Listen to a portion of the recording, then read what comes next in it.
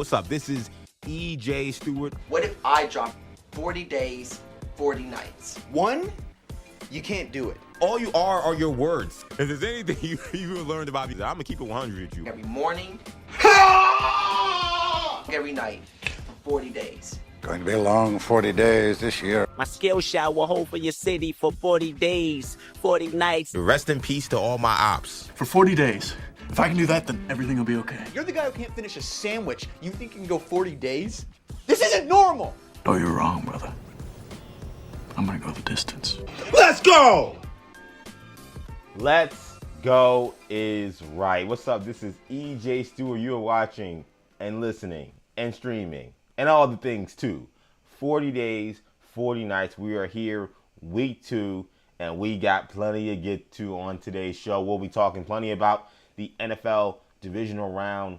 What a collection of games. 2 games that were kind of tough to watch and not the most fun and not the most cleanly played.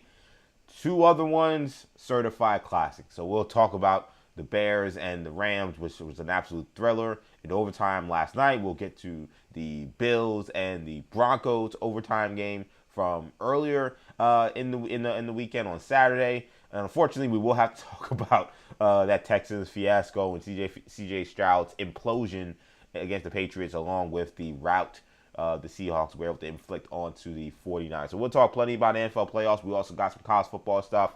I am proudly rocking my Miami t-shirt here, as the Canes are about a little less than 12 hours, about 11 and a half hours away from kickoff at Hard Rock.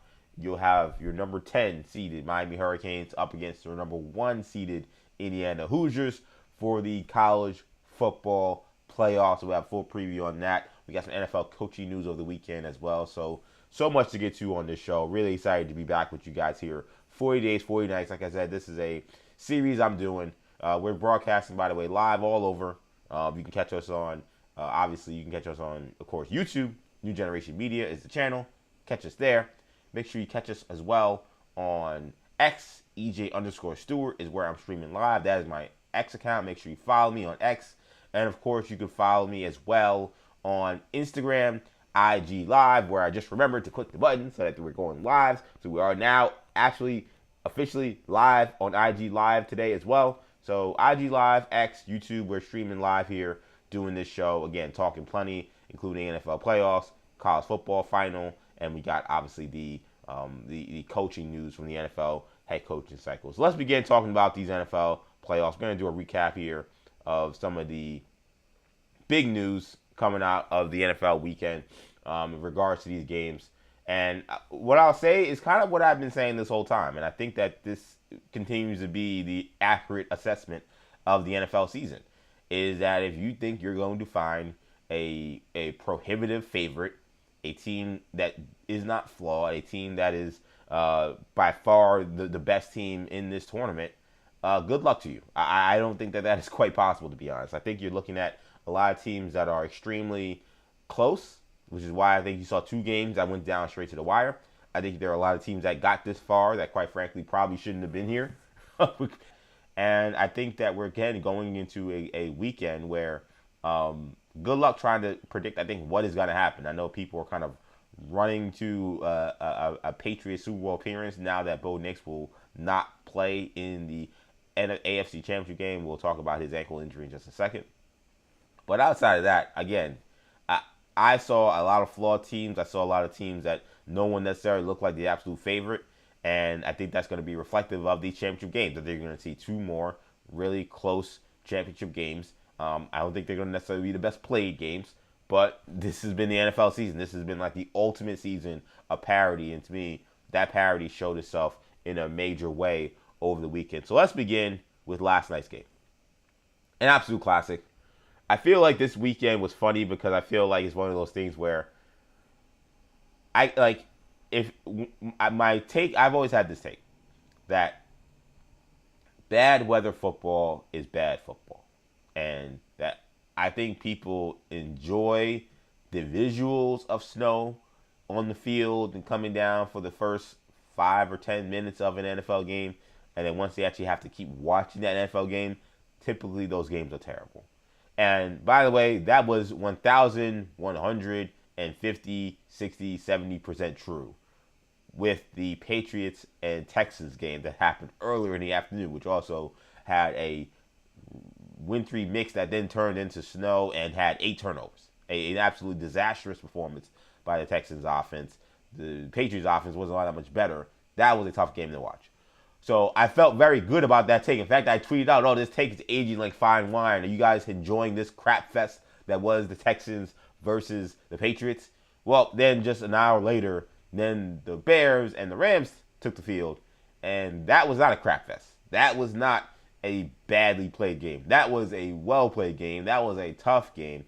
That was a fun game to watch in the snow in Chicago. So then I thought, oh man, this is now against my take normally that these bad weather games are bad for football.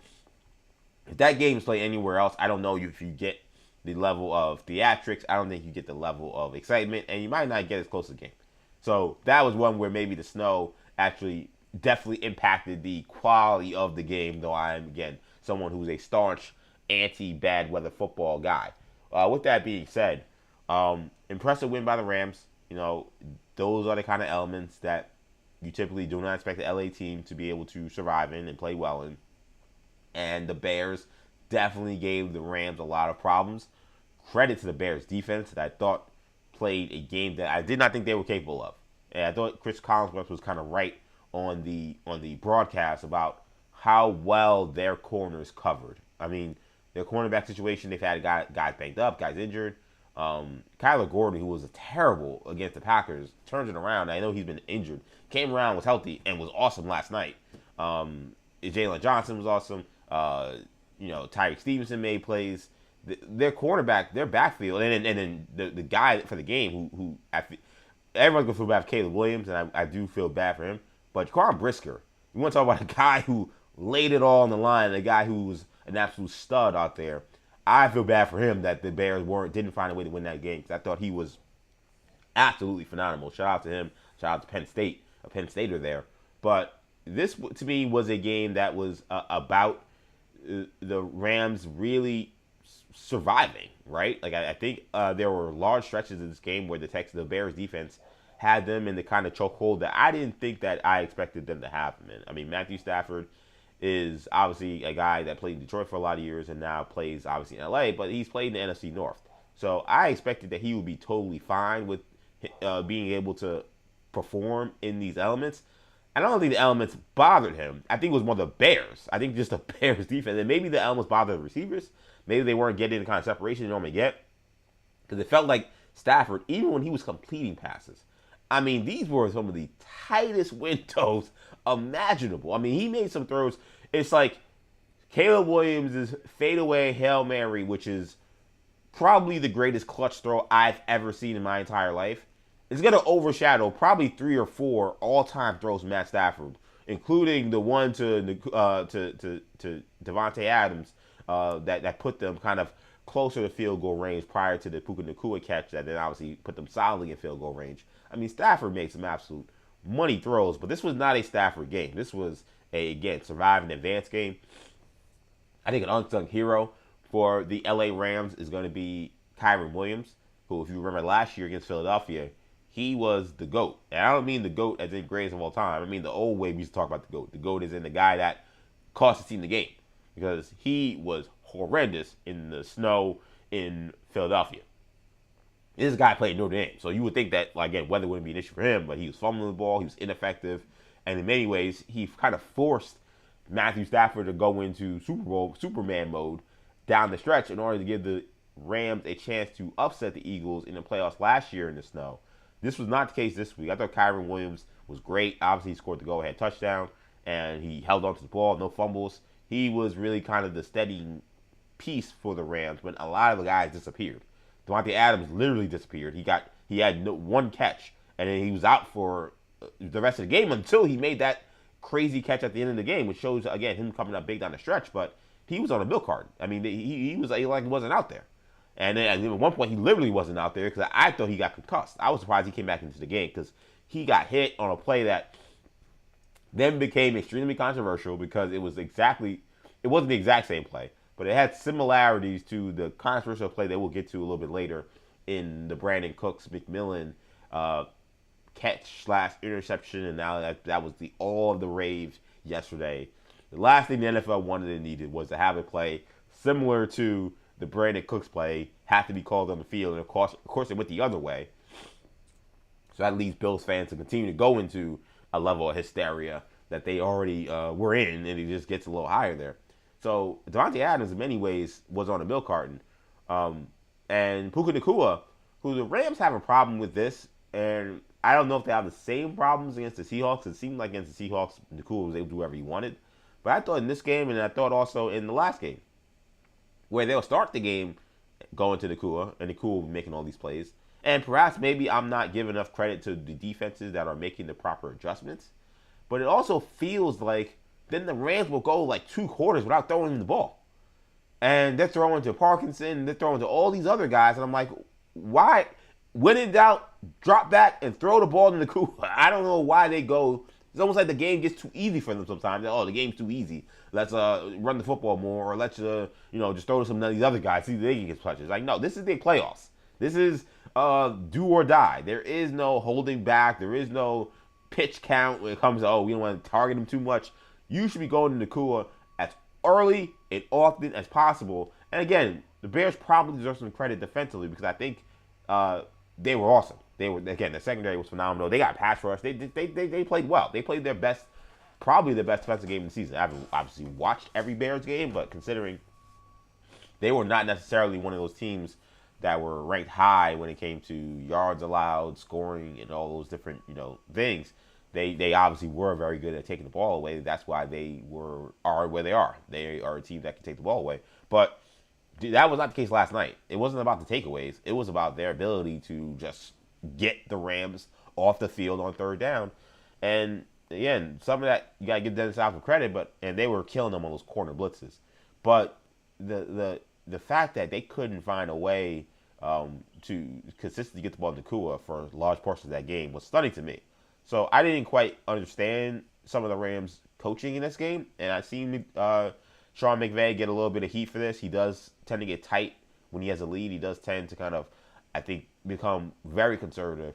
For a guy who's young and a guy who is seen as a progressive mind when it comes to offensive football in the NFL, Sean McVay is extremely conservative. And I think maybe the weather, maybe his quarterback and whatever he's dealing with his hand is, the one thing I gotta say about this, and I want to say this about almost every game, I need the announcers to stop couching every bad quarterback play or questioning the decision making of a quarterback to come down to, well, maybe he's hurt. We got to stop doing that. I don't feel like we do that in baseball. I don't feel we do that in basketball. Not in game. Now you want to talk about in these pundit shows or on a radio show or moving forward. We say, oh, well, this guy was hurt. We didn't know. Yeah, we do that. But I cannot remember a time watching yesterday's game particularly where Troy Aikman and to be fair, they were saying that C.J. Stroud is imploding. They were kind of clear on that, but Troy Aikman even, and he's not someone that couched much, but he was even couching being like, well, we saw him hurt his hand, and maybe that his hand is why he's like. I mean, Troy, he's backpedaling and just flinging the ball up. That's not a hand injury. He was imploding.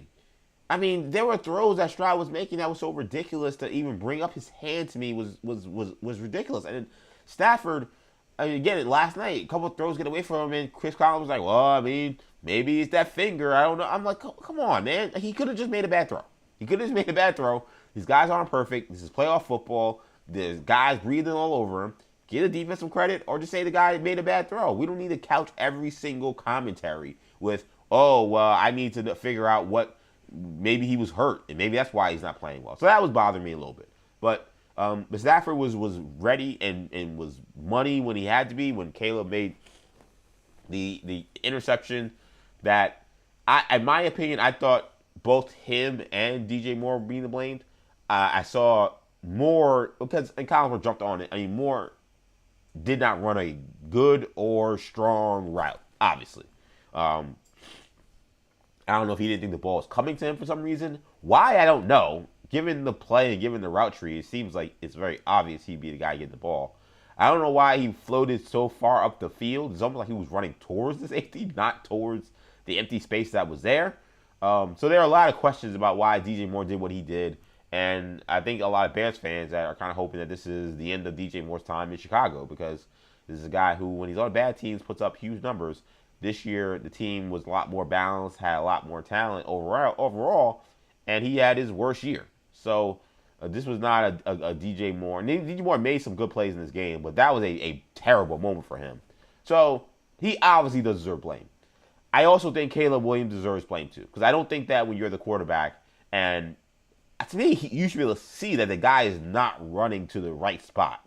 It was obvious to me that from the back view when you're watching Caleb Williams from like the sky cam, like that's like a behind overhead view. It's very obvious DJ was running the wrong route. He's running again towards the safety. He's not running to the space, and it felt like Caleb kind of was just like hoping and wishing the guy would just maybe reverse course and kind of give him a shot, which is a little bit what I've heard people say. It's like, oh, well, you know, it's DJ Moore, and he's thinking, well, you know what? He's running the kind of wrong route, but he's DJ Moore. Let me just throw it up there and see if he can make a play. That is just not the time to be throwing it up willy-nilly to a guy that's not running the right route and not making the play and thinking that, well, he'll just make a play on the ball. Taking care of the ball there was of the utmost importance. It was more important than even being able to consistently get first downs. You cannot turn the ball over there. And to turn the ball over when your team has momentum, when you're moving the football, when you've just you made what seemed like the back-breaking play previously, which was the fadeaway 40-yard throw touchdown to Cole Kmet, to just kind of fling it up there into a space and hoping your guy's gonna run under it. I just didn't think it was a good decision. I didn't, and I'm not saying that doesn't mean DJ Moore didn't run the run route. I know that Caleb Williams, and I don't know if he's gotten heat for it. I haven't heard people giving heat for it, but I know he basically said that, you know, he ran the wrong route. He was not at all like, you know, kind of like, you know, the whole oh, you gotta protect your guy there, don't throw him under the bus. That's not what Caleb Williams did. Caleb Williams was like, yeah, I thought he was gonna flatten out. He ran further up the field, so it was a miscommunication. I was like, well, he threw DJ Moore right under the bus for running the wrong route there, which it seems like from most of the NFL experts, football experts, they're all saying that that's probably what happened. That's all. Chase Daniel would look like a pretty good breakdown. Again, Collinsworth was kind of right on the money to begin with. So I'm not denying that DJ Moore ran the wrong route. I just think, again, as the quarterback, you see the guy, he sees the guy running the wrong route. It was clear he's not running to the open space. There's so much open space underneath him. If you see that, why are you throwing to a spot and just hoping that the guy adjusts and gets there? I just don't think that, again, that position, especially given how well he had been running, just take off. Just take off and just run. Like, just take off and make a play. Or take off and then maybe see if you can throw the ball down the field. Maybe DJ Moore makes an adjustment once you start moving. But that was a terrible play, and it ended up costing them their season, which is so unfortunate because, like I said earlier, I'm making no mistake about it. Caleb Williams, the box score will show 3 interceptions. The box score may not look the prettiest given like just what we see from box scores. I thought that dude was awesome. And he was playing against a defense that I think was able to get pressure. He's playing with receivers who did not want to catch the ball, it seemed like. Moore had drops. Loveland, who's been awesome this year, I thought had maybe his worst game, and then he got out of the game. He was out. He had drops. It seemed like his receivers were not up to snuff for the entire game. It wasn't just that one DJ Moore play. It seemed like the entire game, maybe with the exception of Luther Burden, those guys, and he had a big drop in the game too. It just seemed like those guys just weren't up to snuff for this game. They weren't ready for this game. The weather, the elements, the lights were too bright, whatever you want to say. They were not ready for this smoke at all. And I don't want to look at his box score and say, well, that tells the story of this game. I don't think it does, because he was making some money throws that guys were dropping. He was making some money throws where guys, again, were running routes that seemed like they just did not care. He made a sidearm throw to the sideline to Rome Odunze that almost got picked. That was still one of the greater throws you'll see. But like Rome Odunze is just half-assing coming back to the ball. So then the guy runs under it and looks like, oh, that could have been a pick. And I'm watching this throw. I'm like, that was a freaking incredible throw. I mean, running to your right and then sidearm, and he flung this ball. I mean, it was a fastball 20 yards down the sideline. And again, it was right on the money. It's just Rome Odunze is like, come on, man, run to the ball. Like, he's waiting the ball to come to him. And, of course, the corner comes in, almost makes a great play. It would have been a devastating interception if it would have happened. But I'm watching these Caleb Williams plays, and I'm like, this guy's him. This guy. And then the fourth quarter drive where you're like, all right, here we go again. We know this is where they've thrived all season. But, I mean, is he really going to do it again? And then you get all the way to the fourth down play. You're like, all right, is he really going to do it again? And then that's what he does. He backs up 40 yards, back foot, one-legged. What kind of shot is that? Shout out to Patrick Ewing. Back foot, one-legged, 40-yard seed to Cole Kmet to the corner of the end zone. I don't know what the hell the cornerback was doing. He definitely helped the Caleb Williams highlight there. But, I mean, incredible. And I think if you're Chicago, the way I think about this game is it's like my friend says, my shot man Martin Torres. It's like the saying, all things are wrestling. To me, this game was wrestling. Because sometimes you have games or you have matches in wrestling where, yes, someone lost, but they got put over in the loss. I feel like Caleb Williams, and coinciding with that, the Bears got put over in a loss. Like, yeah, they lost the game, they lost the match, but we're not talking about the Rams in that way, really. We're not talking about, oh, this is a big thing. Like, and maybe we should, but that's just not how commentary works when it comes to sports or even sports entertainment when it comes to wrestling. There are plenty of times, again, Stone Cold Steve Austin, WrestleMania against Bret Hart. He loses the submission match, but he gets put over because he didn't quit. Like, there are so many examples of guys and women losing matches, but because of how they lost and how they performed, they actually were the one that got put over more. They're the one that the game result actually did more for their career and more for how we view them than the person that even won. This is what happened with Caleb Williams and the Bears. This game, I think more than any game we've watched from him, is going to make Bears fans, and I think a lot of NFL fans, truly believe that Chicago now has a future superstar. That Chicago now has their franchise quarterback. That Chicago now has an opportunity, maybe truly, finally, for the first time since '85, to win a championship because they have that guy. He's not perfect. He made some boneheaded plays. I mentioned I didn't like the interception at the end. He did end up throwing 3 picks in this game. But it's almost like watching like young Brett Favre to me. I'm like, okay, yeah, the guy's kind of like all over the place. But you see the plays he can make? Like, as long as he continues to get good coaching, as long as he keeps to have a level head, I know people have talked about maybe, his ego and stuff. If he continues to accept good coaching, if he continues to stay level-headed, we know the intangibles aspect he has, the it factor he has, the clutch gene he has. All those other things are, to me, things that you can coach and coddle and keep him together with. But the physical tools and the clutch gene and the intangibles, those you can't teach. And what he has is something that a lot of guys don't. He made plays last night that were Madden-like. And watching him, I felt like the only guys I can say that about, where I feel like I'm watching them play and they're making plays that are Madden-like to me, are 2 guys I've watched playing quarterback. Patrick Mahomes and Michael Vick. Those are the 2 guys that could routinely make plays that you could only see happen on a video game. And then I'm watching Caleb Williams last night, and I'm like, this is the 3rd guy. This is the 3rd guy in my lifetime where I'm watching a quarterback do things that just no quarterback should be able to do.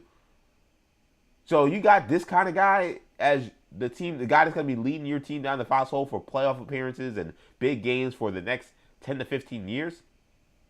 It's hard not to see the Bears getting over the hump if this is the kind of superhero they have playing quarterback. Because that's what he was down the stretch. That's what he's been in late games. And with Ben Johnson, who we know is an excellent play caller, who I think called a fine game. I think his receivers let him down again.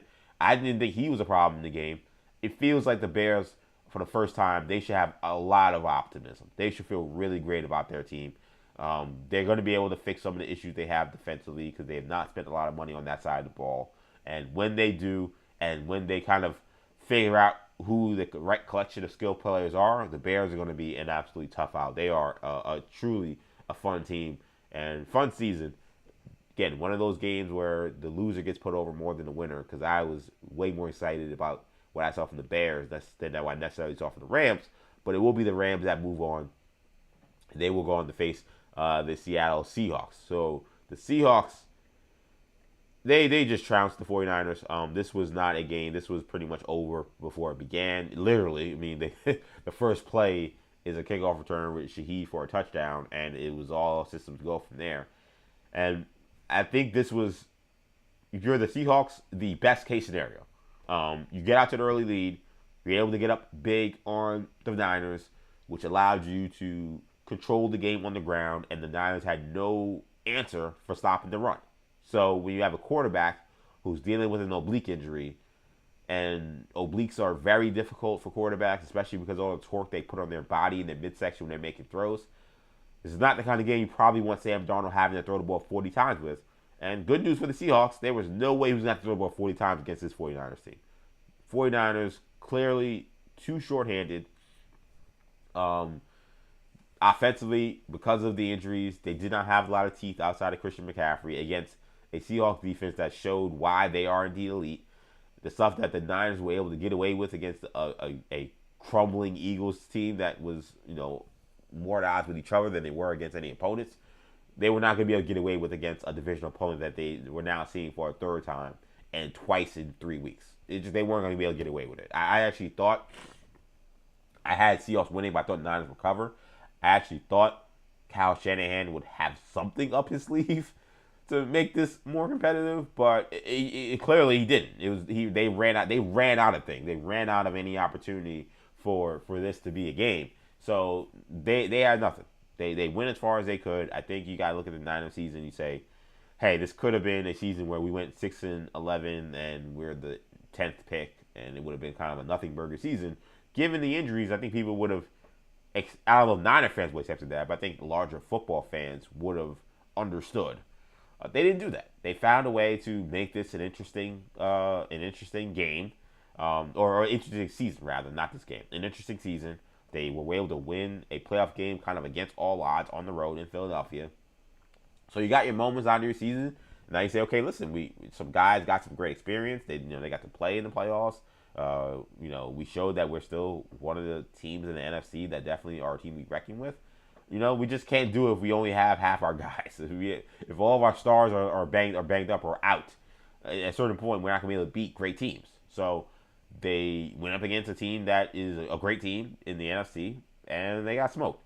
Again, I think for the Seahawks, you got to feel good about the fact that you were able to run the ball so consistently with Kenneth Walker, which allowed you not to have to really rely so much on Sam Darnold.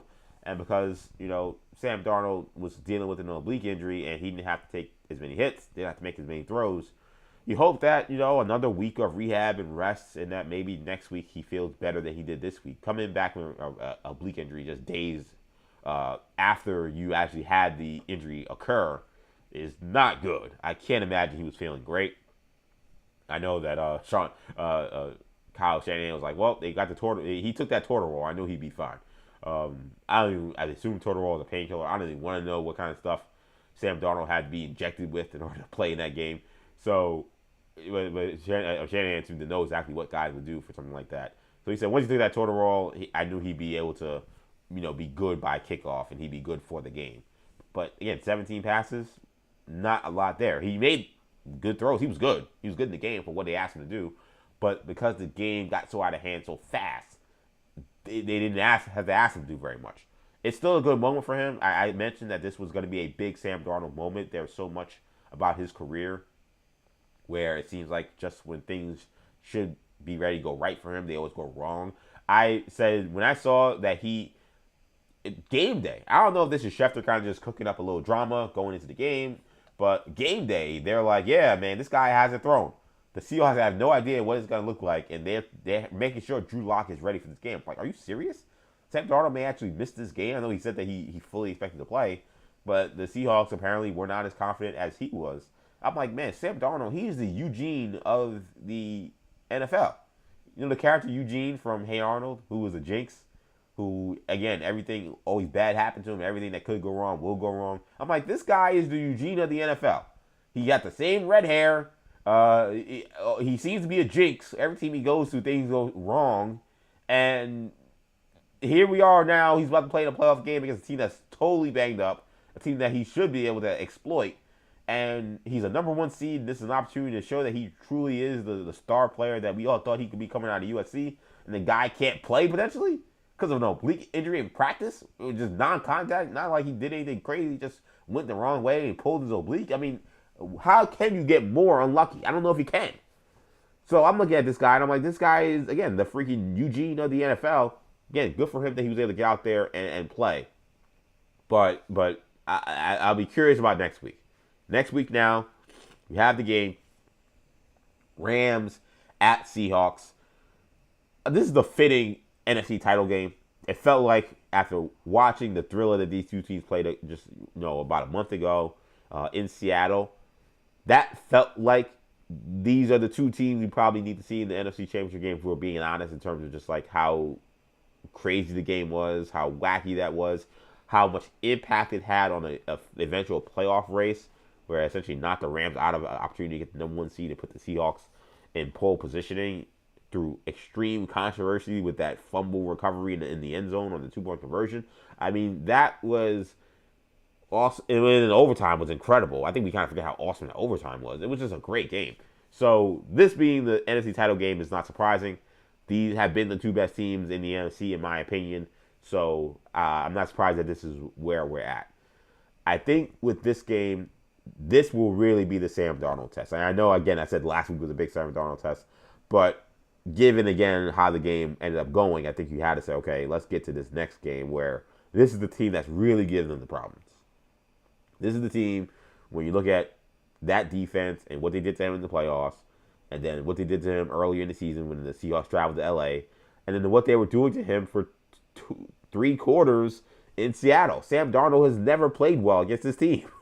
So I cannot wait to see Sam Darnold coming in with an injury, coming in a little banged up. Will he be up to the snuff? Will he be up to the moment against a team that I think feels like they have his number, and they probably should feel that way, because they've essentially dominated him for the I guess they've technically played 9 quarters, because they played an overtime that went pretty deep. For 7 of the quarters that they've played against Sam Darnold, they have utterly dominated him.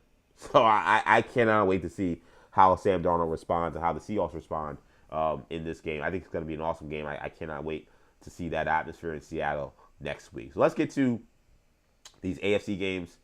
I'm going to begin with the Saturday game. Broncos beat the Bills in another absolute thriller. This was, again, it's funny how both days you had one game terrible, other game NFL classic you're going to be watching on NFL Network for the next 15, 20 years. It's like the way that broke down it was probably good that it broke down that way. If we had one full day of the terrible games that happened between the Seahawks and the Patriots, that would have been pretty rough. Like, I'm glad we kind of got to split up the classics. So that was at least a good thing. But make no mistake about it, this was, again, an absolute thriller.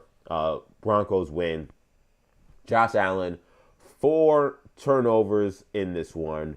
The Bills had 5 turnovers overall. And I think while Bills fans and Bills Mafia and the people around Buffalo are going to just harp on the refereeing in this game, I think to look at the refereeing and not talk about the fact that your team had 5 turnovers is kind of missing the forest through the trees. The Bills should have won this game. The Bills are a better team than the Broncos, but they did not play better. They played more sloppy. They played more foolishly, and now they're going home. And it was a very emotional scene in the locker room, because I think a lot of those guys, I think they know. I think they realize this is probably the last ride.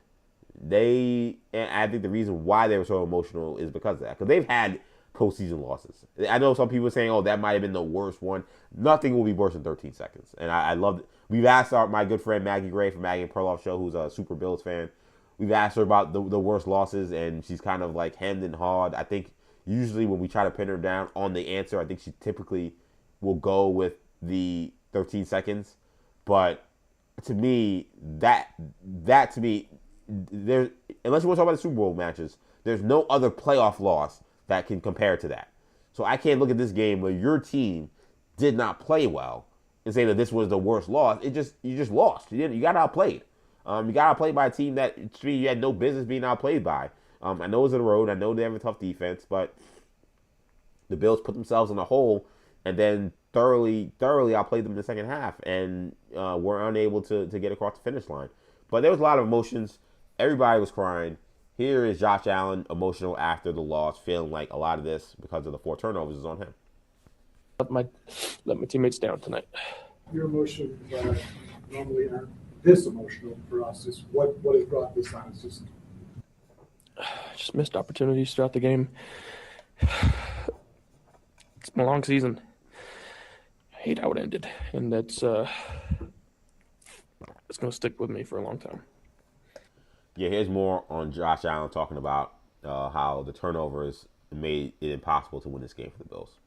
Yeah, can't win with 5 turnovers. I fumbled twice, threw 2 picks. You shoot yourself in the foot like that, you don't deserve to win football games. I mean, he comes in, he is crying. When I watched this press conference clip, it's immediate when he comes in. There's so much going on with AI and deepfakes. I swore I thought this was AI. I was like, there's no way he looks like this coming into the press conference. Not for a divisional game. This guy's lost conference championship games. And I think lost games that were way more brutal than this. Though this was a brutal loss. I was like, man, he clearly had just been bawling, and he was still crying as he's coming into this press conference. But he was not alone. This was also Deion Dawkins, his left tackle. He also extremely emotional talking about this game. It gets particularly emotional when asked about Josh Allen being the reason that they lost. Simply that. I hate to keep it short, but we love you. We're thankful for him. He said he feels like he let you guys down. How do you react when your quarterback who's done so much for you says that to you guys? He let us down.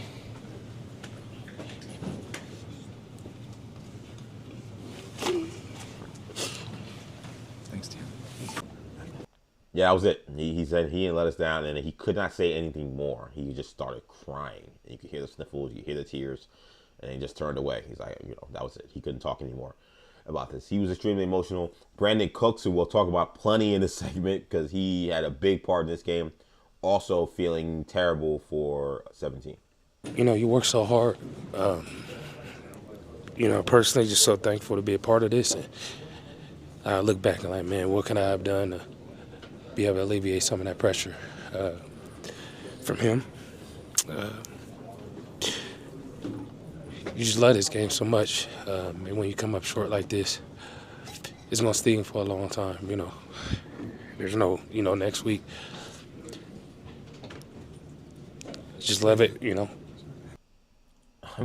was kind of surreal to me, and I know this is an emotional game, and I know these guys give their blood, sweat, and tears, and this is a particular group. Not Brandon Cooks, he kind of just got there, but the other guys. This is a particular group that has really been through the ringer of playoff disappointment and playoff heartbreak in a city and a community that is defined by it. It's sad for me to say it like that, but it's the truth. The Buffalo Bills, their organization, Buffalo as a city, because of their love for the Bills and their association with this team, they are defined by postseason shortcomings. So I guess, given all of that maybe this is the bubbling up of that, of like, here we are again.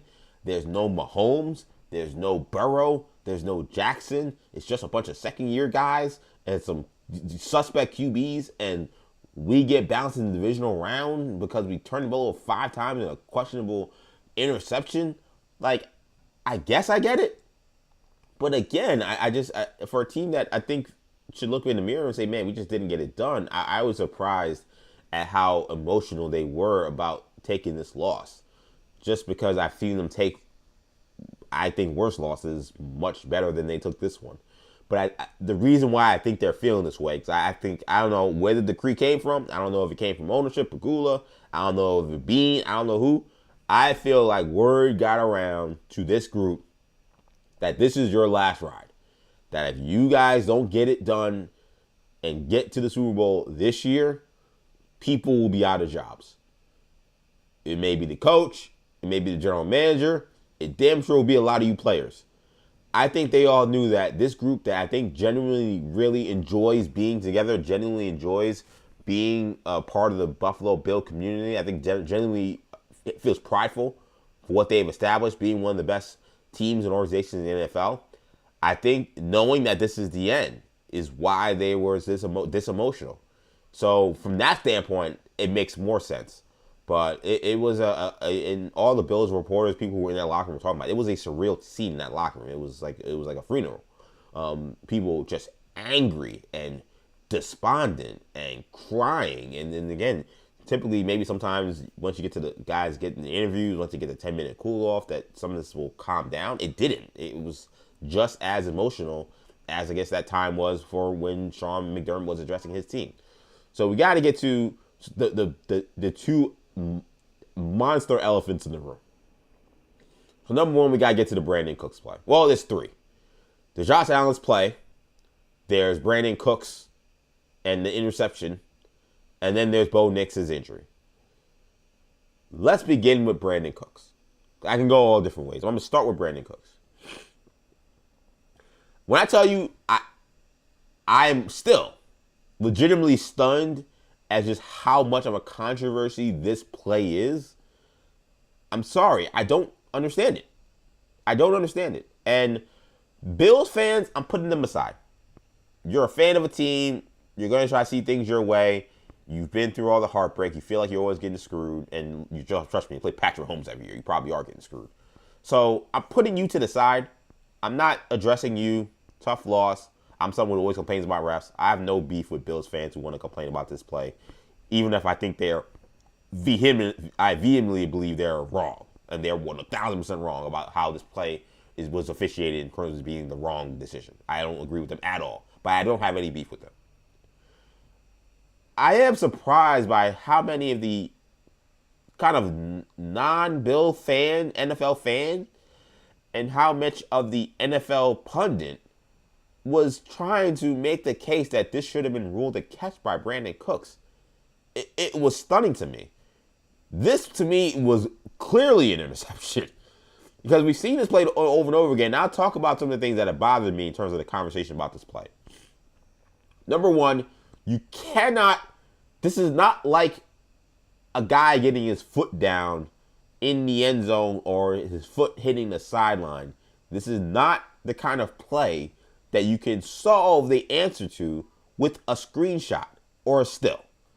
The amount of stills and screenshots I kept seeing on the internet that were fans trying or pundits trying to make the case that the refs got it wrong because look at this still shot is, again, completely mind-boggling.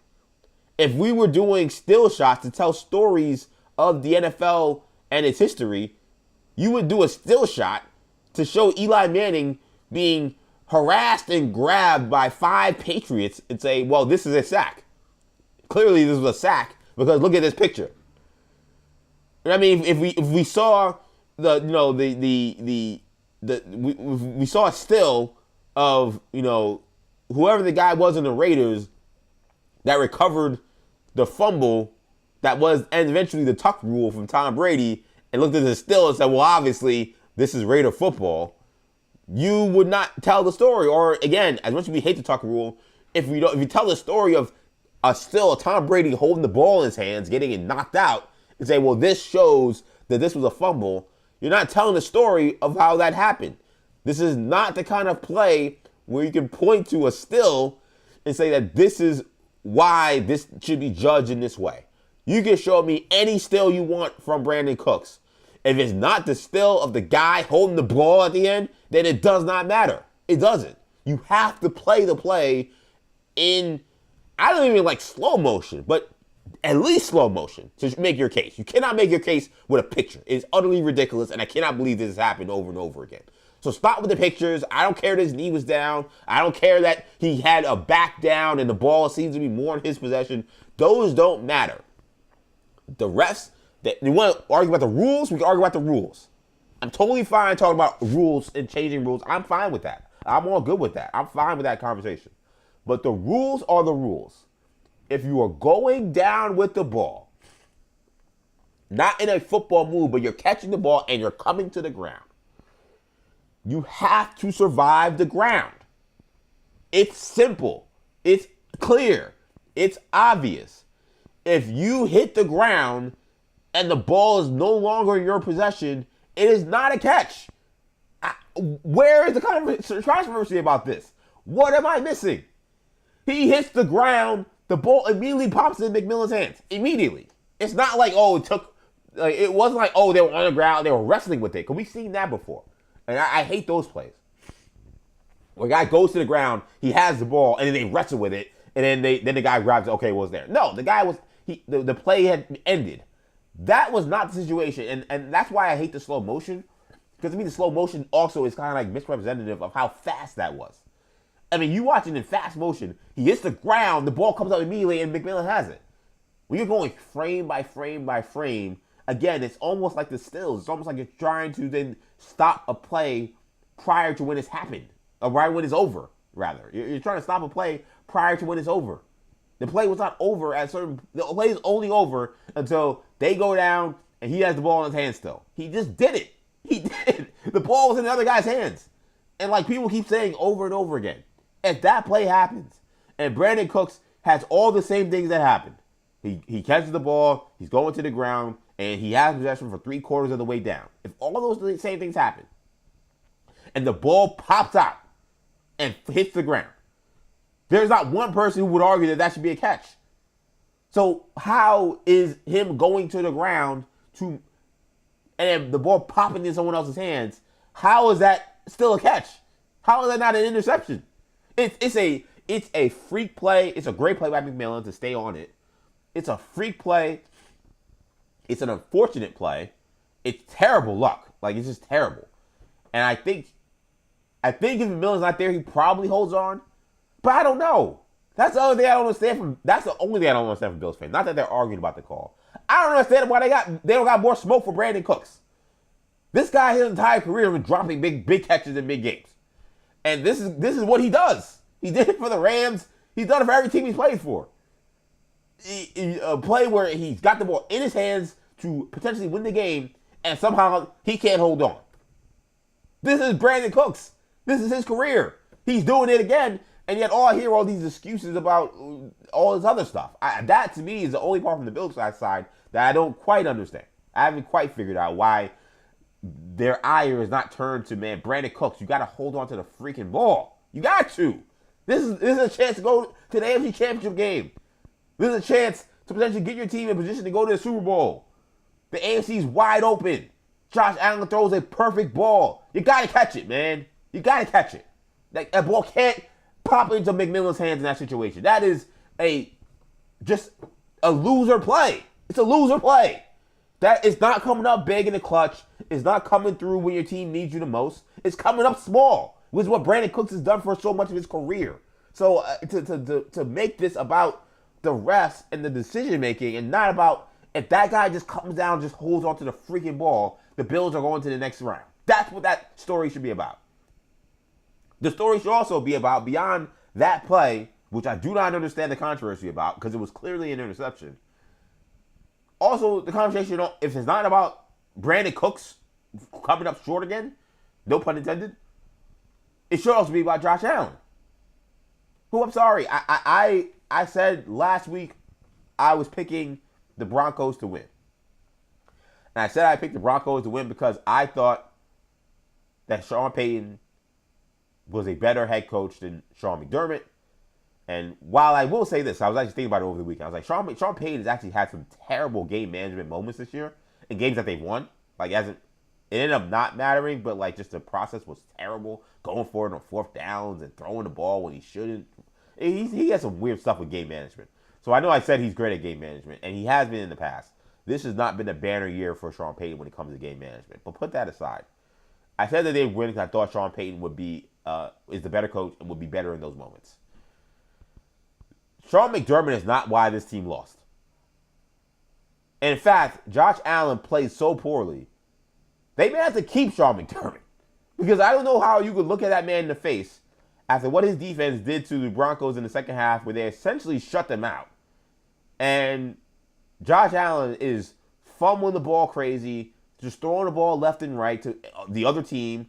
His star running back has a crucial fumble in the game, and say that that's his fault. I don't know how you can say that. The Bills' defense did everything they could do in that second half, even though their offense put them in terrible spots in the first half, to give them a chance to win. And there was a moment in that game prior to, I thought it was a big third down catch by Cortland Sutton that kept the last drive going to get them to get that game to overtime. There was a point in that second half where I tweeted, I was like, man, Sean McDermott has Sean Payton's offense in a chokehold. They couldn't do anything offensively. Sean McDermott coaches a good game. I think Joe Brady coached a good game. I mean, Joe Brady called what should have been the game-winning touchdown to Dawson Knox, and Josh Allen overthrew him. Joe Brady called the pass to Brandon Cooks, and then Cooks couldn't freaking hold on to the ball. I don't want to hear about Joe Brady. I don't want to hear about Sean McDermott. This game was about the players, and then particularly Josh Allen, who I said the Bills should feel good about their chances to go to the Super Bowl because they have Josh Allen and the other teams do not. That could not have been more wrong. The Bills are not going to the Super Bowl because they have Josh Allen. That is the reality. Because you go into a game against Denver and you have the careless turnovers that he had. That's what they were. They were careless. That turnover at the end of the half, and I don't want to hear about McDermott on that either. I know you can say, oh, he shouldn't be going forward there, just take a knee. You got the best quarterback. You keep telling me he's the best quarterback. You got the best quarterback, you're on the road, it's the playoffs, you want to be aggressive. I have no problem with you saying, you know what, let's just see what we do here. Let's see if we can do something here. If you're Josh Allen, you can't fumble the ball. Not deep in your own team's territory, not one-handed, willy-nilly grabbing the ball like it's not like a loaf of bread, like you don't care about it. That's terrible. You can't have the picks that he had. You can't. You just could not have that performance from the reigning MVP, from the guy that everyone keeps saying is the best quarterback in the NFL. You just couldn't have it. He came up short. He came up extremely small when his team needed it. He failed. And it's not to say that he won't eventually break through. It's not to say that he won't eventually come through in the clutch. I've seen him come through in the clutch. I was stunned at how bad he was. He was so bad he might have saved Sean McDermott's job. That is the reality. It was disappointing. And I think that is why he was so. I think it's why he was so emotional too. I think also because he knows the teammates are going, but I think he also was like, almost all these other games, maybe the exception of our loss to Cincinnati a couple years ago, but it was a blowout, so like how emotional you're going to get. For all these other games that I've played in the playoffs, where I've busted my ass, where I've put my body on the line, where I've made great plays, I've kind of been able to, I don't think he's not someone who's skirting responsibility. I think he's a great leader. I think he's going to stand up to any kind of scrutiny. He just seems to be that kind of guy. But I think deep down, he's like, I played well in a lot of these playoff games that we lost. I didn't play well enough. I didn't make the plays we needed to win. Sometimes I did. The 13-second game, he played well enough. But there are a lot of games where maybe he didn't. Maybe there's 1 or 2 plays where he would like to have back. But overall, he could hold his chin up and say, I gave it my all. I gave a great effort. And we just came up short. I think he's so emotional because he's like, this is the one where he can't say that. He cannot say that about this one. He cannot say, I played a good game. I gave a great effort. And we just came up short. No, he's got to say, I played like ass. And I put the ball in harm's way too many times. I did not make the plays to win the game when we had the opportunities. And we lost. It's a team game. It's not all his fault why they lost. Again, I mentioned Brandon Cooks. I can mention a million other guys that had issues in this game as to why they didn't win. Keon Coleman. But he's the star. He's the MVP. He's the quarterback. Everybody knows the quarterback. So I think he feels that way because I think he knows, man, if I play a B game, we win this game. If I play a B, maybe even a B minus, we win this game. The fact that I gave my team in the biggest spot of the season a C game, C minus type performance, it's brutal. It's a tough break, and you know we gotta be fair, man, because I've seen this, and it goes both ways. I'm not, you know, there are plenty of people who are Lamar Jackson apologists who will sit there and tell you that, oh, Lamar, you know, all these reasons of why he's not getting it done, it's not his fault. And not last year, but 2 years ago.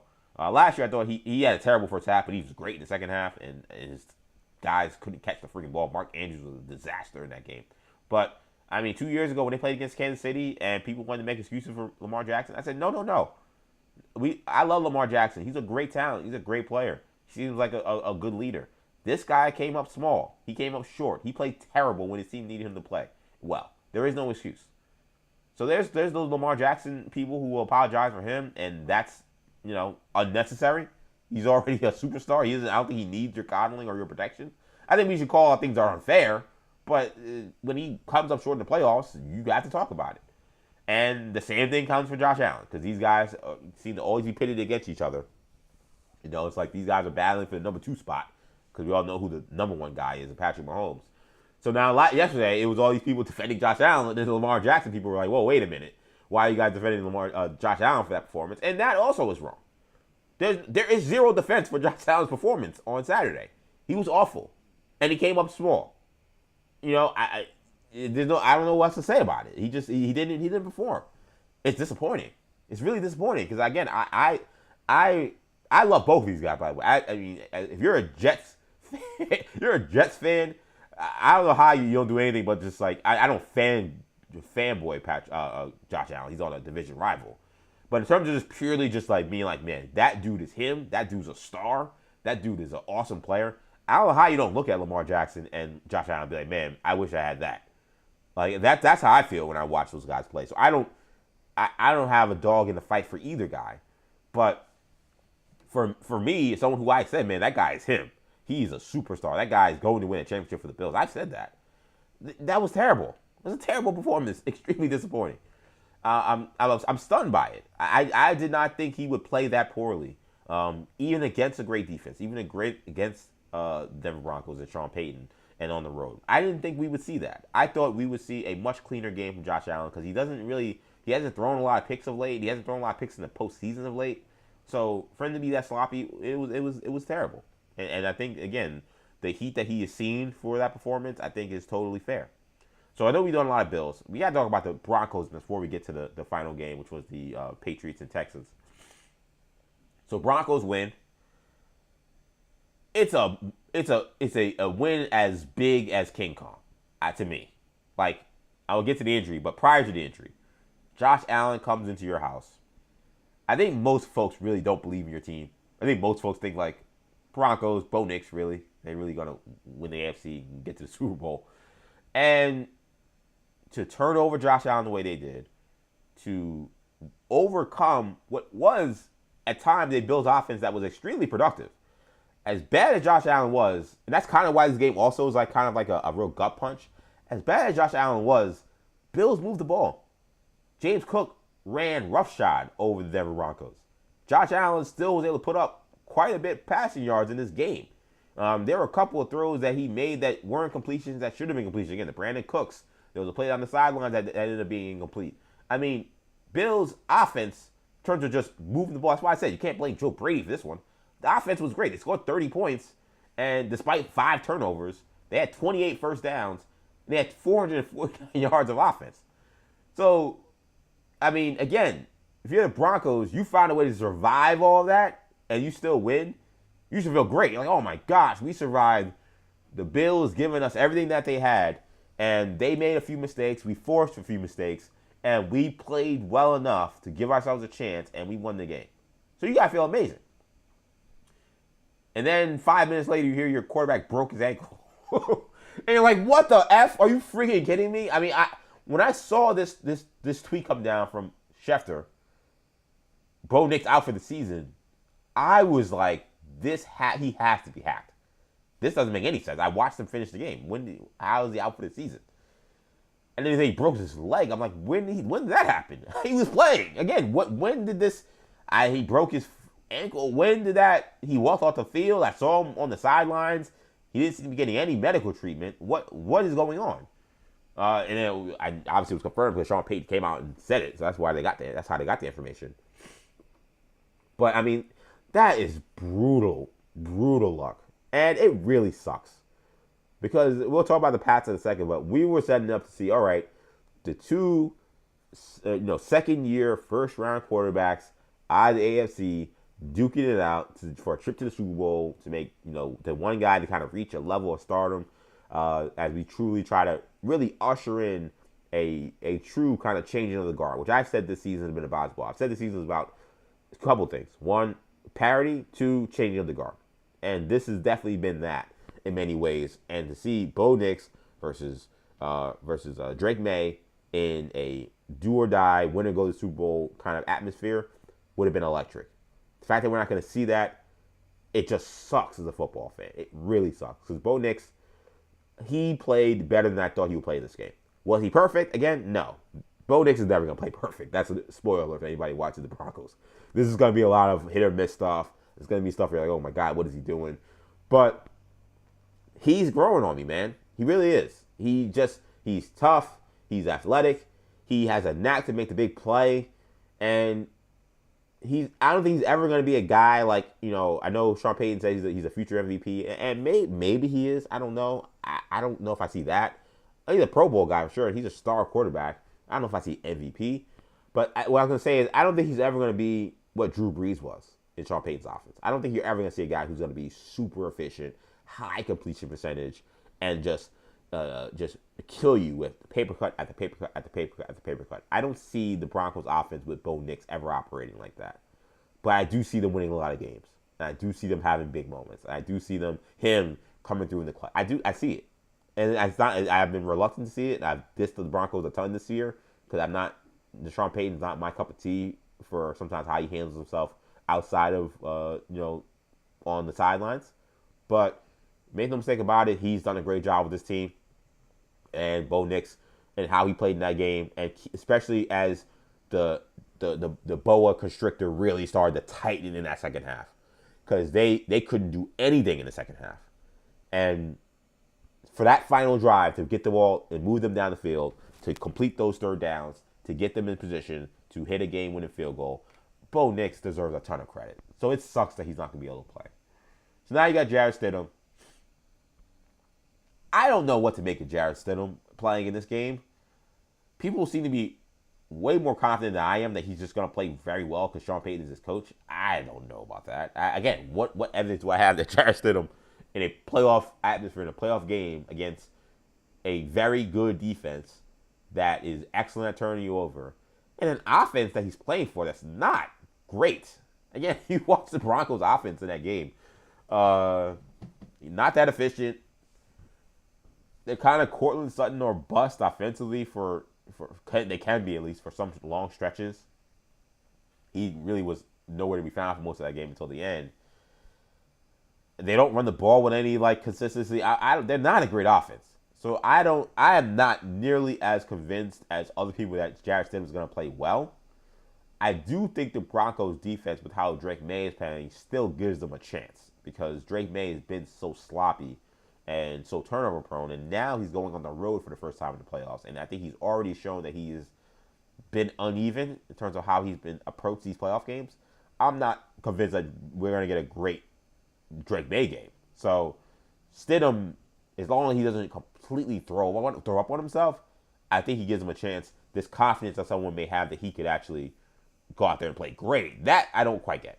That I don't quite understand. I'm not 100% sure where that energy is coming from people. There are people who feel that way though. But Broncos win. Awesome game, 33-30. OT. And they're gonna go on to face the obviously New England Patriots. We're gonna quickly get some comments in here. My guy John Lean, always in the chat, jumping on. He says it's over for the Bills in my opinion. Hard to argue, man. It's hard to argue. And that's why I think there are a lot of emotions. I think that's why a lot of those players definitely showed it. I think a lot of them realized they'll be playing on different teams next year. I think a lot of those guys realized that this was their best shot at winning a Super Bowl, and they just squandered it. And I think that's why there's a lot of pain.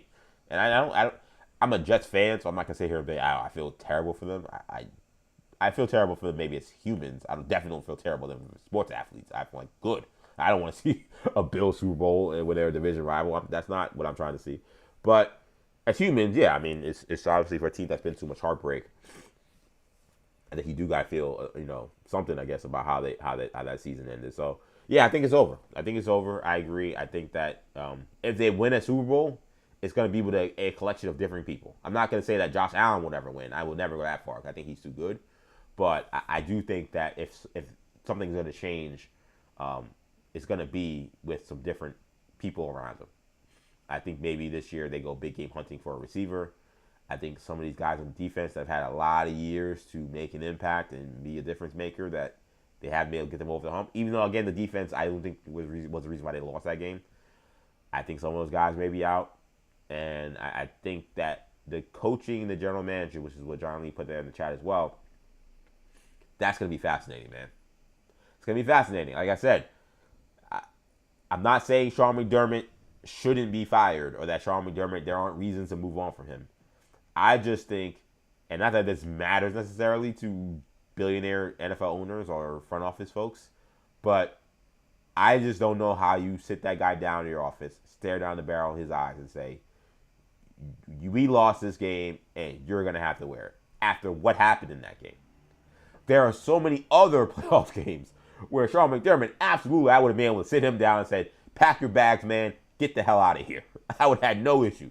This one, I have a hard time. I have a hard time sitting there, looking him in the eye and saying, we lost and you didn't get it done, so now you have to go. I don't think it's fair. God boasts, man. Game ain't based on sympathy, but he coached a good game. His players did not respond. His quarterback didn't respond. His running back fumbled in a big spot. His receivers didn't respond. They just didn't respond. His defense responded. His defense played basically a perfect game in the second half in order to give them a chance. They would not have had a chance in that game if the defense doesn't essentially shut them out. When I say shut them out, I know they scored a field goal late to tie to get to overtime. But, I mean, the Broncos weren't completing passes in the second half for a long stretch. I mean, their defense really tightened the screws. So to look McDermott in the eye and say, you got to go after that game, again, you could just say, listen, you've been here for a while. I'm not saying it's your fault, but we haven't gotten it done, so we got to change. That's fine, but I watched that game, though. I'm like, I don't know how you watch that game and say, oh, that was him. I don't see it. I don't see it. So that's going to be fun. Is it possible that, I saw Maggie Gray again, Maggie and Perloff's show, where I was the second producer for the last 2 years, and she's a Super Bills fan, formerly of WFAN, of course. I saw she wrote that she could see Brandon Beane going, but Sean McDermott staying. Because there's this weird dynamic in Buffalo where I think those guys kind of have equal power. I think McDermott was hired before Beane, if I'm not mistaken. So that they don't have the same dynamic in terms of coach and GM that other people do. I know if I was a general manager, I would not want to be saddled with that guy. I would not. I would not want that job. I know you're that close to winning Super Bowl. I know you're right on the precipice. But to me, I wouldn't want to be saddled with a guy who clearly may have more power than me, and a guy who I don't know is a Super Bowl caliber coach. I think he handled himself well in that game. I don't know if that means he would have handled himself well in the next week or the week after that if they make it to the Super Bowl. Because he always seems to make the mistake in the obvious error that cost his team the games. This has been the Sean McDermott story. I thought the way he coached that Jacksonville game down the stretch was utterly ridiculous. To not run the clock out when you had opportunity to run the clock out and gave Jacksonville a minute to try to go win the game, seemingly because he just didn't care, was ludicrous to me. So if you're a general manager, you got to say, all right, you're here, but you get to change the roster, but you got to keep the head coach. I'd be like, oh, man, really? I'd be begging the owner to be like, please let me change the head coach. Let me get my guy in here. Let me change something around. So Maggie made that case, and like she knows that organization extremely well. So I'm not like she makes that case. I tend to say, okay, then that's a possibility. And I don't think Brandon Beane necessarily distinguished himself as a general manager. I mean, this team has been stuck in the mud, is stuck in the same spot for 5 years, and they have not been able to make a legitimate improvement. He said that this everybody eats offense was going to be the best way to go, and I don't look at the Bills' offense and say that they've gotten any better since Stephon Diggs left. Maybe it's a lot less headaches. Maybe not. Maybe there's definitely a lot less headaches. I can say that. A lot less headaches. But Keon Coleman is dropping touchdowns. Shakir's a good player, but the guy's 5'11", 170 pounds, soaking wet. Like, this guy's your number one receiver. And now your number one really passive catcher option is a tight end who has problems staying healthy, Dalton Kincaid. And this is the best team build you put around Josh Allen. You got a great running back. The pick of James Cook was awesome. That I can't diss him for at all. But the rest of this thing, I don't look at that Bills offense and they scare me a ton. They don't. So I can see him having to pack his bags. But I'll be fascinated given just this game, just the story of whenever we were going to see some major changes going to happen with Buffalo. I did not think the story would be a Josh Allen essential show trial. That I would not have seen being the precipice for now everybody being fired. So I wonder, because if that's the case, I wonder if it won't happen. They're like, well, 17 didn't get it done. We can't fire everybody because the quarterback came up short and Brandon Cooks had to hold onto the ball. Or if you're the Bills fan, I guess screwed us, whatever. But I think it's a fair question to ask about whether or not you'll see changes over in Buffalo. ZJ Stewart, man, we're doing 40 days, 40 nights. Let's get to this last game before we move on from the NFL playoffs. Again, a monster week of games. So we had the Texans and the Patriots yesterday. This was a tough watch. These were teams that I did not think were playing particularly well on offense. I think the Texans now have major questions about C.J. Stroud and whether or not he is their quarterback of the future. And I got to give a shout out to, one, Danny Parkins, who had the information, and two, Bomani Jones for reposting the clip that he did with Danny Parkins from Fox Sports regarding the Houston Texans. This was going into this game. Because C.J. Stroud has 3 playoff wins. So, and I think prior to last week where he was terrible, but I think prior to last week people thought, oh, C.J. Stroud, he's kind of like a clutch quarterback. Like, he's had some clutch moments in his career. He had the game in which they beat the Colts in the final game of the season in his rookie year to get to the playoffs. He had won 2 playoff games kind of handedly. And I think, again, maybe prior to last week and definitely not anymore, but it was like, oh, C.J. Stroud's kind of a big game quarterback. Like, he's kind of ready for these moments. Well, Danny Parkins had this stat that maybe other folks had, but he's the first one I heard that talked about it. And I saw it from the Bomani Jones clip that he posted, that in the games that C.J. Stroud won, the 3 games that they won, the Texans offense scored 32 points. Excuse me. The other team scored 32 points. My bad.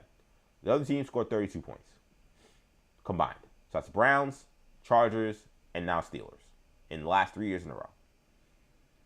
The Houston Texans defense in those 3 games scored 32 points on their own. They scored 32 points.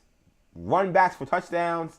They scored a 2-point conversion on one of these plays where they blocked the field goal and ran it back for a touchdown, which ended up being a 2-point conversion because it was on a PAT. The Texans defense has essentially played all of their opponents that they beat to a standstill. That if the Texans offense never took the field, it would end up being a draw after 3 games.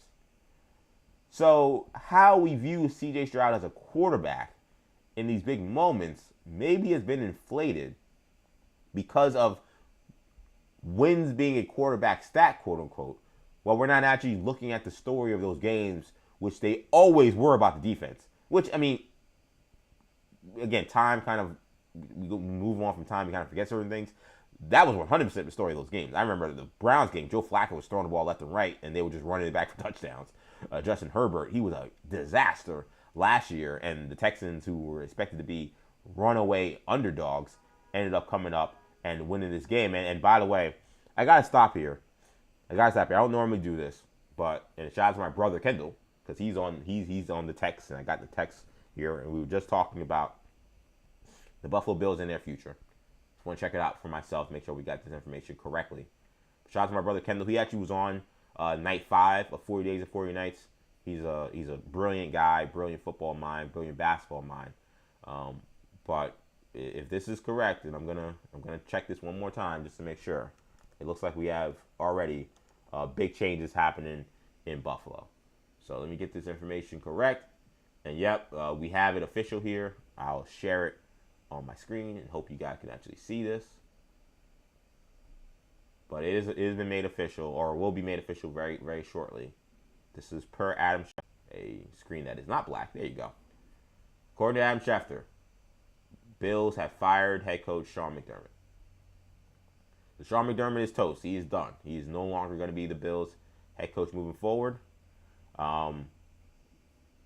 It's not necessarily a complete shock.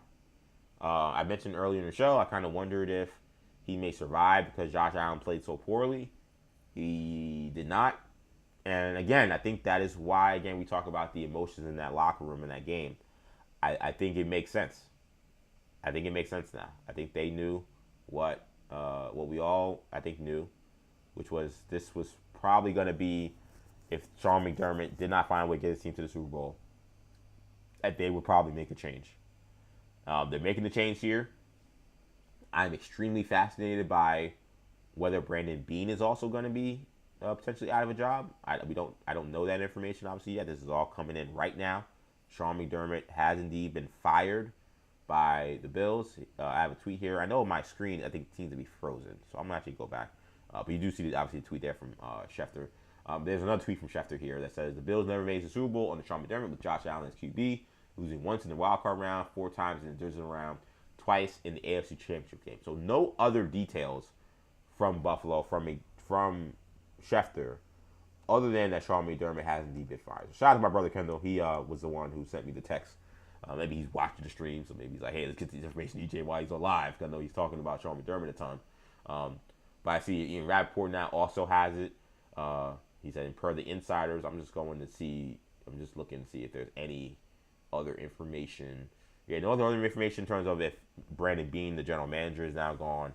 But Sean McDermott is fired. Ian Rappaport describing it as a now, quote, premium opening.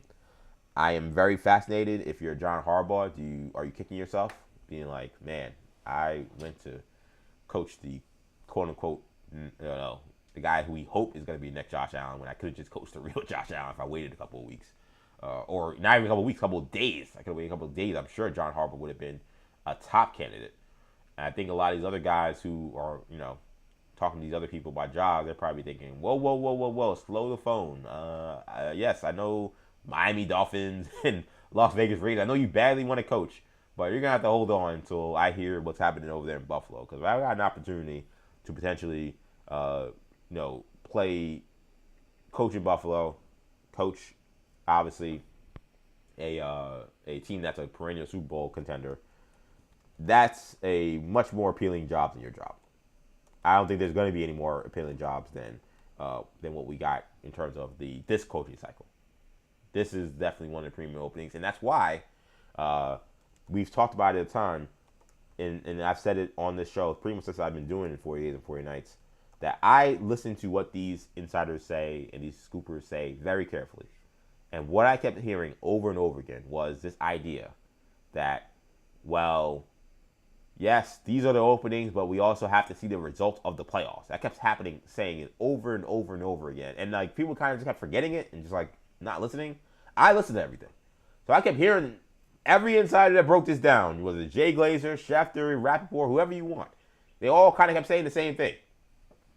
Playoff results pending in terms of these openings for NFL head coaching jobs. I kept wondering, all right, well, playoff results pending. Who are these guys that could be fired because of a playoff disappointment? 2 guys I circled were LaFleur in Green Bay, who was not going to get fired. He did sign that extension, so I said I wanted to wait and see that contract extension signed before I said anything about that job not being open. He did sign it, so he's going to be the coach for the Green Bay Packers, whether that's a good thing or not, whether Packer fans like it or not. He is staying. And the other guy was Sean McDermott. Was however that season ends, depending on how it ends, is it the final ride for him? And now, indeed, it is the final ride for him. So he's on his way out. I think it was time. You have that many playoff disappointments. I don't know how many years you can keep doing this in a row, even though he's had so much success. The only thing you'll keep saying, though, and I'll keep saying, is, again, like,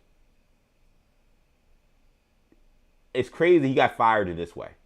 It's crazy to me that in a game where I think even the biggest Sean McDermott hater, outside of a lot of them are talking about that end of the half thing, which, again, I think I am blaming Josh Allen for. I think most people could easily blame Josh Allen for. Outside of that, this was not your typical Sean McDermott blunder that led to them losing in the playoffs. So part of you is like, so this is, it's crazy that this is what got him fired. Not 13 seconds, not the Bengals game, not the Chiefs game last year, like not any of those other games where it felt like the Bills should have won and they came up short, in part because he made some weird coaching decisions. It's this game. like a game where he coached a good game and his team guys just came up short. It's shocking that is where he is out. That's stunning, but it's a reality, and this is what happened. And in some ways, like, again, I think Sean McDermott, he was not fired for his performance on Sunday or Saturday. He was fired for like Schefter said, the one wild card, 4 divisional, and multiple AFC Championship title game losses. That's why he was fired. This firing didn't happen yesterday. This firing happened 2 years ago, 3 years ago, last year, 4 years ago. Whatever you want to say. It was not about yesterday's performance. This was about previous years. And with him gone, and like I said, that weird dynamic in Buffalo where he kind of has equal power or equal say as general manager. And again, he was hired before the general manager, so it's a weird dynamic. I am fascinated and curious to see what this means for what's going to happen with Brandon Beane. And again, it doesn't sound like anything's happening. I keep looking on the internet to see if there's anything going on in terms of this Bill stuff, but I haven't heard anything other than that he's gone, that McDermott's gone, everyone else seems to be staying. But with that being said, like I said, there are a lot of guys on that team that probably are still there only because of Sean McDermott. Sean McDermott has brought up a lot of these guys. A lot of these guys are homegrown Bills, guys they drafted, or guys that they've at least held on to for a long time. There are some guys, like I said, in that locker room, again, why they were so emotional. I think that a lot of that had to do with the fact that they knew that they lost that game. There were major changes, and that the head coach would probably be gone. And if the head coach is gone, that means there are going to be some changes on the roster as well. So I think you expect to see some big changes to the roster as well. But that's the breaking news there. Sean McDermott fired by the Buffalo Bills. I guess we'll have plenty more to say about this later on night 6 of 40 Days and 40 Nights. We will talk about this firing and any other breaking news that happens in the NFL. But a monster news there. And again, a big opening. It's actually pretty interesting now. I'm curious in terms of what comes next for the coaching cycle.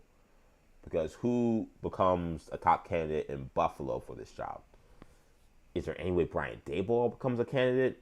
It seems crazy to me to fail up like that. where you failed as the Giants head coach. Could you somehow become the Bills head coach? I have to imagine he'd be in the conversation. Is there another offensive mind? Could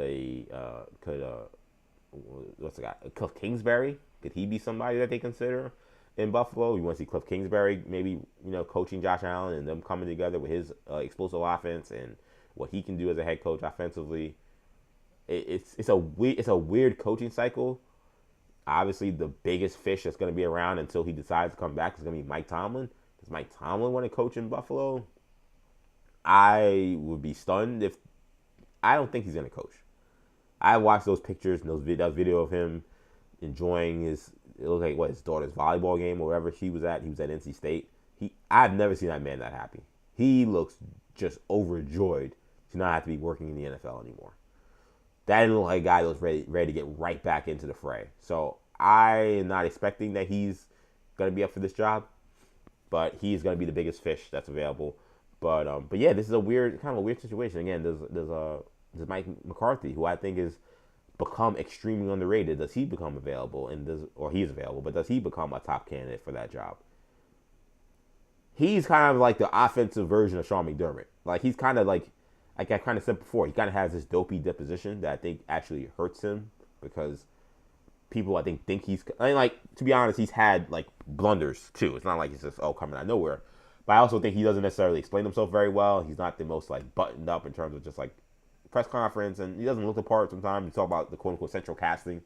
Comes to coaching, he doesn't kind of look the part in many ways, and doesn't sound the part in many ways. So then when he makes these blunders and he makes these mistakes, I think they kind of get heightened even more, especially when you're coaching the Cowboys, or especially when you coach Aaron Rodgers, who's very much the Mr. Know-It-All. So I think compared to him, I think he looks crazy to a lot of people. So all that being said, I do wonder if maybe he's somebody you look at as well. He's a very good offensive coach. He has won a Super Bowl. At least now you have a guy who has a track record as opposed to Sean McDermott, who's never won a Super Bowl. And he's a winner. He's won everywhere. So if you're worried about we get a new coach and we've had this great success where we at least get to the playoffs every year, if you bring in a coach in who doesn't have that experience of winning, could this thing fall apart? He would probably be the safest guy available. I would assume maybe he'd be the number one candidate for this, but I also don't know. I don't know. This is again a very interesting opening. Very interesting opening. So again, Sean McDermott fired. Again, we'll have more in night 6 of 48 to 49 a little bit later, but huge news there. I do want to quickly get back to this Patriots game. Patriots advance to the AFC Championship game. So Patriots advance. This was a C.J. Stroud implosion. No other way to describe it. I think it's fair to have questions now that C.J. Stroud may no longer be the quarterback of the future for the Houston Texans. And it's not just about these two games to me. And I want to be clear. I picked the Texans to go to the Super Bowl before this season. In large part because their defense was awesome. And I believed everyone in Houston who kept saying that the problem that what was going on there was Bobby Slowick. And that his offense never evolved. He was too conservative. And he was holding back C.J. Stroud. That was narrative for everybody out in Houston. So then they got Nick Haley, who was basically like the guy to get in as an offensive coordinator this year. In terms of all the people wanted, he was the guy. There were multiple opportunities, multiple places that were interested in bringing him on as offensive coordinator. He gets the job with the Texans. You think, okay, Texas, he's got C.J. Stroud. He doesn't have a running game. He's got C.J. Stroud. He's got Nico Collins. He's got like this offense that in year one of C.J. Stroud was really good. Like, okay, now they got their coordinator. We already know they have an elite defense. I know everybody's running. I thought maybe there was going to be a change of the guard. Like, I don't know about the Chiefs and Ravens, these other teams. Like, they're kind of long in the tooth. They kind of had a lot of postseason wars. I wonder if this is the year we start to see a big shakeup. And I was 100% right. Just wasn't the right team to pick to who would get to that finish line of getting to the Super Bowl. And I think it's almost solely because of C.J. Stroud. I don't know how to explain it any other way. And it wasn't just about this game. I watched the Texans all season because I was very invested in their season because of my pick. Even though he wasn't turning the ball over, I thought he was playing terrible football for most of the season. Before he got hurt, the concussion was terrible. Before the concussion happened, I thought he was extremely mid. He came back and they were winning games and he was playing a little better, but he never looked like rookie year C.J. Stroud, even during this winning streak when he came back from the concussion. It was puzzling to me because I said, everyone can say the offensive coordinator was a problem. And then Nick Haley started to get a lot of heat. But I'm like, I'm sorry, this is not my second offensive coordinator. And this is a guy that everyone said everybody wanted. And maybe Haley stinks. He's never called plays before. Maybe he's awful. But you telling me 2 guys in a row, it's the offensive coordinator's fault? At what point did we look at the quarterback? And to watch him play last week, I knew. That's why I picked the Patriots. I told you guys. I knew this. I kind of knew this was going to happen. I didn't see that Steelers game as an aberration. To me, if you look skittish, you look shook in the moment, that's you. That's who you are. And that's who you're going to be until you are able to get away from the game, away from the season, take a deep breath, go through whatever you got to go through in the offseason to figure out what went wrong, and then come back stronger. I didn't think he was going to be able to fix it mid-season. Your quarterback gets going that bad, it's not, next week he'll be better. It's just, You're going to have to wait for the season to end, and he's going to have a long sit down with the coaching staff and with his own individual coaches in terms of his training, and they're going to have to put together a regimen and figure out something for next year because this year just wasn't it. It wasn't going to fix this year. That's why, as much as I rooted for the Texans and wanted the Texans to have some success this year, I could not pick them to get to the Super Bowl once the playoffs started because I watched CJ Stroud all season. And yesterday was, that was as bad a performance as you could have from a quarterback. The interceptions weren't just great plays by these were just, he was throwing up prayers and just hoping that a Texans guy was going to come down with the ball. For a team that was missing Nico Collins and then almost immediately Dalton Schultz, he was out after the first possession. You could not have that performance. You could not play that way if you were CJ Stroud. You need to be way more careful with the ball. You need to be way more accurate. He was inaccurate, late, and just, again, careless with the football. It was brutal. And in year 3, to look like that in back-to-back playoff games, I do feel like you have to look at that and say, is there any way we could upgrade the quarterback position? I think the Texans made a mistake not going to Davis Mills. And I'm not a Davis Mills guy at all, but to me, the Texans defense was so good. They were giving them so many opportunities. And I'm going to be clear, Woody Marks had an awful fumble that really kind of ended any chance the Texans had of winning this game because the Patriots also were so ineffective offensively that the Texans were still in the game despite the 4 turnovers from C.J. Stroud. So this was, again, not all C.J. Stroud in terms of how terrible it was, but they had a chance to win this game. And to me, like, if Davis Mills is out there and he gets the ball in the situations, he's not going to just be throwing the ball to the other team. He's not going to be just throwing the ball for grabs. Again, these were rookie interceptors. These weren't even first-round pick rookie interceptors. This is like the 4th-round picks in there because you're tanking at the end of the season. This is Brady Cook interceptions he was throwing in a playoff game. Yeah, damn right I'm going to have questions about whether or not this is the quarterback for the future. I don't think that's an unfair statement at all about C.J. Stroud and that performance. Especially to do it back-to-back weeks. 1 week, and then, okay, he plays better next week. Okay, so you know what? He had a bad game. We move on. To have 2 weeks like that, yeah, you got to have real questions about whether or not Stroud is the quarterback for the future. Now, the problem is, I don't know where you're getting an upgrade. Because the quarterback carousel kind of comes it comes in waves. It doesn't come like every so often. Like, there'll be a year where it's like, oh, there are a lot of decent guys available. And that year's going to come, and then you're going to have to wait another 5-6 years for the next wave to come. Like, we had our wave where you got the Rodgerses and the Staffords and Brady's and all these guys that were able to change teams, guys that typically would never become available. That happened, and now it seems like that window's closed again. So, I don't know what you do with your Texans. I guess you have no choice but to bring back C.J. Stroud. But if I'm them, I think I'm bringing in a high-end backup. I don't know if that backup is someone like a Tua or like a Kyler Murray. I'm not going to sit there and be like, my season rests on whether or not C.J. Stroud has a clue. I can't do that. Not with that defense. That defense is legit. That defense is no joke. That defense definitely gave them an opportunity to win that game. The quarterback gave them no chance. No chance. So I'm fascinated to see what the Texans end up doing, but a terrible performance from Stroud. I know he didn't have his top receiver. I know he didn't have his tight end. But to perform like that in a game that you needed him to not play that way, when I think just, again, kind of like Josh Allen, a B-level performance from C.J. Stroud, and it's a toss-up game. That's a game where anybody could have won. The only way that game goes the way it went if he plays the way he played, which was at F-, and that's what he gave you. He gave you an F- performance. So, terrible performance from Stroud. For the Patriots, their defense lived up to, I think, what you would hope they would play in those conditions, in that weather. They definitely seem to be embodying the Mike Vrabel spirit. I do worry about Drake May, as I said earlier. I think C.J. Stroud's horrible play distracted from the fact that Drake May was also kind of a disaster. The box score won't show it because it will show 3 interceptions, just 1 pick. But 3 turnovers, 2 ridiculous fumbles where it just seems like he had no feel for the rush, which is exactly how he looked last week. Again, these young quarterbacks, when you get to this point in the season and you start to see these things, I'm not running to see, these things are definitely going to get fixed by next week. I don't think you could say that. I think you got to just watch it happen and say, all right, well, he was terrible last week. Let's hope we can kind of like scheme ourselves away from some of these issues he had and hope that maybe by next week he'll be a little better. I think that's all you got. I don't think there's much else really you can do. So I think that was a problem.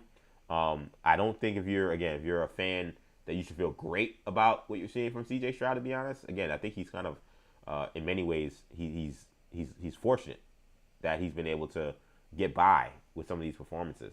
It's not been good at all. So Texans, they go home. You got the obviously the Patriots going on. Broncos, Patriots should be a fun one. My lean right now is Patriots because I'm not a believer in the Stidham situation. But with that being said, I still think you have to at least, because of how Drake May is playing, give the Denver Broncos defense a chance to maybe do what the Texans did a couple weeks ago to the Steelers and say, hey, can the Broncos defense essentially kind of win a game on their own? And can the Broncos maybe try to find a way to get a running game to figure this thing out? Maybe that's how they find a way to win this game. Those would be, if you're looking at how you could see a potential upset, I think that's what you would probably look for. So I'm leaning Pats. For the NFC, I'm leaning Rams, but we'll get obviously some picks later on in the week. Should be still, I think, a really fun way to end these playoffs and get to the Super Bowl will be these two matchups of the two teams that I think have been the best teams in their conferences. I don't think this is a year where you're going to say, somebody got there that shouldn't get there. These have been the two best teams, and here they are now. They're going to have an opportunity to compete for a Super Bowl next week. Running out of time here. I know we're running a little late, and the sun is not being cooperative in terms of the brightness. So there's a lot of stuff we wanted to get to. I'll just quickly, we'll have more on the firing of Sean McDermott. We'll have more on the coaching stuff that happened over the weekend as well, and college football stuff that happened as well. But we do have a monster game, obviously, tonight. College football, Miami, Indiana, number 10 versus number 1 for the college football national title game. This is, I think, a fun matchup. I know Indiana is favored by, I think, 8 or 9.5. That number seems really high to me. Miami, in their losses, I know they were to SMU and Louisville. But Miami's not been blown out at any point in the season. So if they were to get blown out now, that would be quite surprising. I don't think that's going to happen.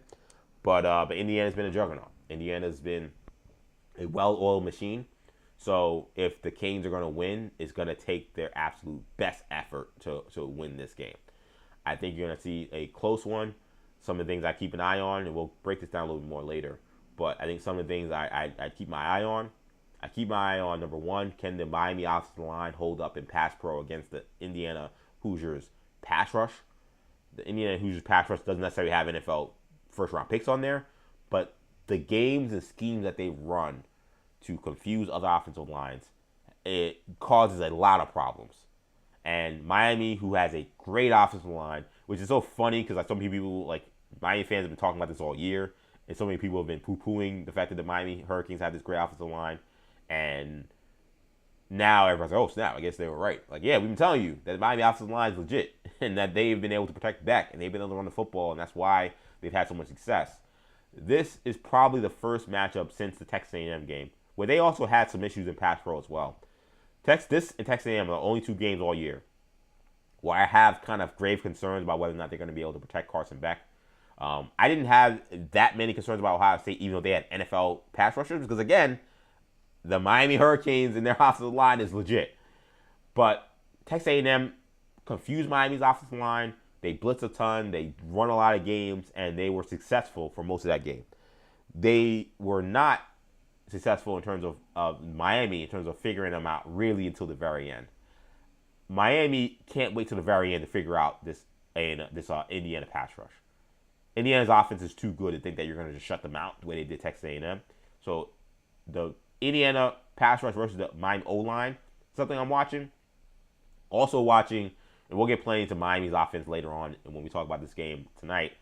Also, Miami's defense of backfield also going to be a big concern because Surratt, Cooper, and Becker, those guys, three-headed monster wide receiver, they've been phenomenal, and their synergy with Fernando Mendoza right now is at a 10. Miami's secondaries play a lot better than they have really all season and even last year, but now they're really banged up. Xavier Lucas is not banged up, but he's suspended for the first half because of a stupid targeting call from last week. So they won't have their number one corner for half a game. O.J. Federic, who is their number 2/number 1 corner, he's been banged up. So he's going to play, but we'll see how healthy he was. They said he was fine last week and that he couldn't finish the game after basically the first quarter.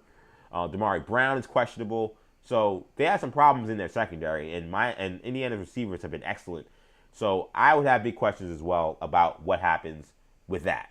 Will Miami's corners be able to hold up against what is going to be some real pressure being applied by the passing game for Indiana? Should be an absolute fun one tonight in South Florida. I can't wait.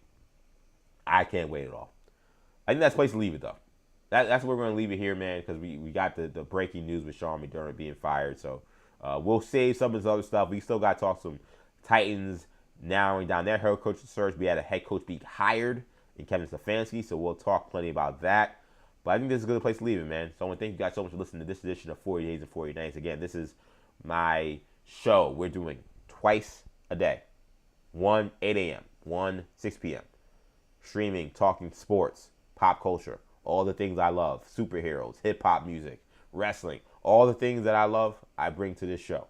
It's a sports-centric show, but we go off the reservation sometimes and do some fun stuff as well. We're streaming on YouTube, New Generation Media, on X, EJ_Stewart, and on Instagram, Action EJ, the lower third, or rather not the lower third, the ticker down there shows you where you can find all of our content. So make sure you find us there, man. That's going to do it, though, for this edition of, again, 40 Days, 40 Nights. Day 6 is a wrap.